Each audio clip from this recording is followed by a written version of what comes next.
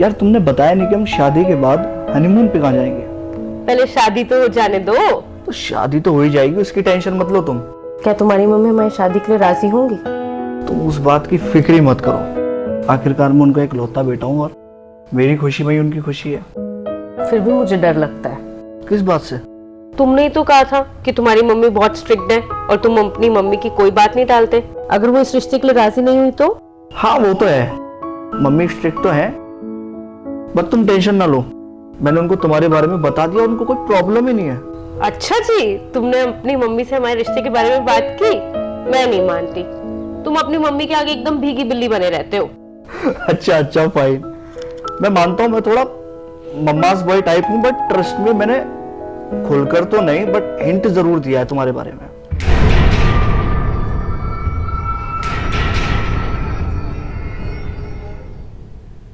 अच्छा वो सब छोड़ो, ये बताओ कि शादी के बाद हनीमून पे कहाँ चले?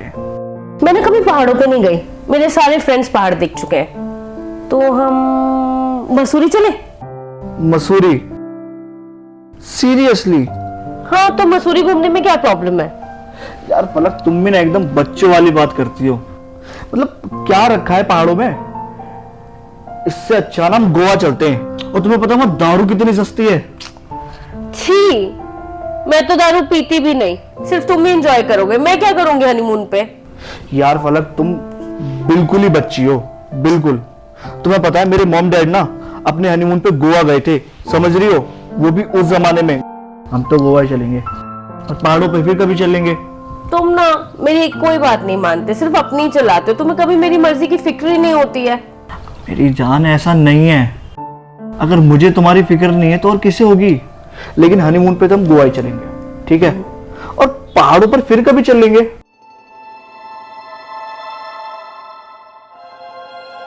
फिर कभी का वक्त मिला ही कब हमें।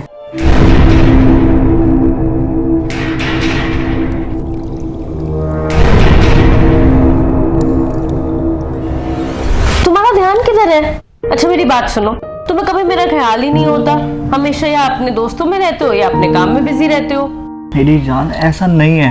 काम इसलिए जरूरी है क्योंकि उससे पैसा आता है, और दोस्ती इसलिए जरूरी है क्योंकि उससे रिश्ते मजबूत होते हैं। पर जब भी घर पे रहते हो कम से कम मेरे पास तो रह सकते हो। हमेशा अपनी मम्मी के कमरे में बैठे रहते हो, मेरे लिए तो तुम्हें कभी वक्त ही नहीं मिलता है। अरे मेरी छोटी सी बच्ची, तुम अकेले डर लगता है क्या? देखो यार, मैं ना बचपन से ही अपनी मम्मी के बहुत क्लोज रहा हूँ।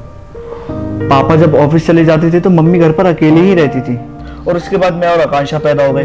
और तुम्हें पता है ट्विंस पालना कितना मुश्किल काम है। मतलब एक साथ दो बच्चे कौन संभाल सकता है यार? आकांक्षा का ध्यान तो मेरी रखती थी, लेकिन मैं शुरू से अपनी मम्मी के बहुत क्लोज रहा हूँ। मैं आकांक्षा से 5 मिनट छोटा हूँ ना, इसलिए मुझे आदत हो गई अपनी मम्मी के क्लोज रहने की। थोड़ा वक्त तो तुम मेरे लिए निकाल ही सकते हो, एटलीस्ट जब मैं प्रेग्नेंट हूँ तब। तो किसने कहा मैं तुम्हारा ध्यान नहीं रखूंगा? और प्रेगनेंसी के वक्त तुम्हें कुछ भी चाहिए हो, आकांक्षा को बोल दिया करना। वो वैसे भी घर में खाली घूमती रहती है। और मैं तुम्हें और अपने होने वाले बेटे को कभी अकेला नहीं होने दूंगा। तुम्हें कैसे पता कि हमें बेटा होगा? अगर बेटी हुई तो?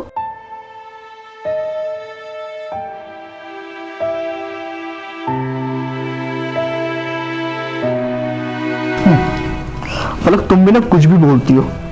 हमारे बेटा ही होगा, देखना तुम इतना श्योर कैसे हो सकते हो कि बेटा होगा? क्या पता हमें एक प्यारी सी बेटी हो।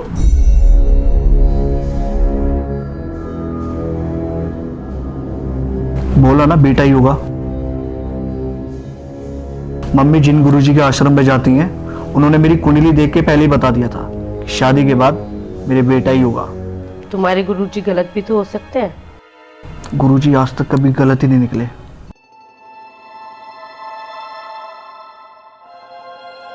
एक बार की मान लो, अगर बेटी हुई फिर?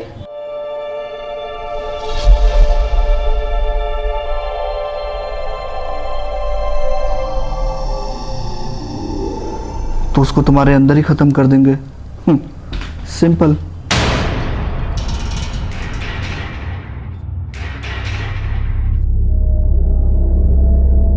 जिस तरह तुमने पहले भी हमारी बेटी को खत्म किया था और मुझे भी,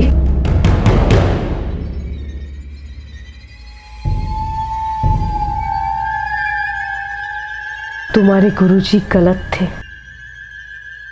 मेरे अंदर हमारी बेटी पल रही थी, पर तुमने और तुम्हारी माँ ने उसे मेरे अंदर ही मार डाला। वो पूरे 5 महीने की थी।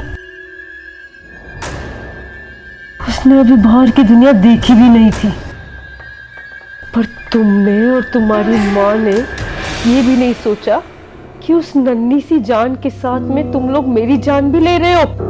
तुम्हें पता भी है, जब एक नन्ही सी जान हमारे अंदर पल रही होती है तो वो एहसास कितना अलग होता है। वो हमारे शरीर का हिस्सा होता है, और तुमने और तुम्हारी माँ ने उस हिस्से को ही काट दिया। कितना दर्द हुआ था मुझे। उस दर्द का एहसास भी है तुम्हें। मैं हर पल अपनी मौत की दुआ कर रही थी, पर मौत भी आने में वक्त ले रही थी। उस दिन तुम लोगों ने सिर्फ अपनी जिद के लिए मुझे और मेरी बच्ची को दर्दनाक मौत दी थी। पर अब मैं तुम्हें उस दर्द का एहसास हर रोज कराऊंगी। हर पल उस घुटन को महसूस कराऊंगी। तुम हर वक्त अपनी मौत की दुआ करोगे, पर मैं तुम्हें आसानी से मौत भी नहीं आने दूंगी।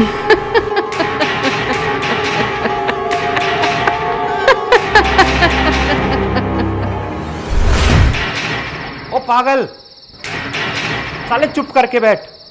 ये साला पागल जमीन पे पड़ा पड़ा पता ना किससे बातें करता रहता है। जब से इस पागल खाने में आया ना, सारे पागलों का जीना आराम कर दिया, और मेरी तो साले ने फाड़ के रख रखी है। अरे क्या हुआ भाई? अरे ये पागल कब आया? पागल नहीं है, ये साला क्रिमिनल है। अपनी माँ का मर्डर करके आया है। पुलिस से बचने के चक्कर में नोटंकी कर रहा है साला। पता है क्या बोलता है? मेरी माँ को मेरी बीवी के भूत ने मारा है। बीवी के भूत ने? हाँ, यही बोलता है कि मेरी माँ को मेरी बीवी के भूत ने मारा है। आरी लेके नीचे से ऊपर तक अपनी माँ के 2 टुकड़े कर दिए। हद तो जब हो गई जब ये साला हमसे भी यही बोलता है कि मेरी बीवी का भूत अब भी यही है। अरे भाई, हमारे देश की बहू है ना, अपनी सास से आज भी परेशान है। और हाँ, इसकी बीवी सच में ही जिंदा होती ना, तो वो अपनी सास को आरी लेकर नीचे से ऊपर तक काट देती। इसकी जगह मेरी बहू भी होती ना, तो वो भी यही करती।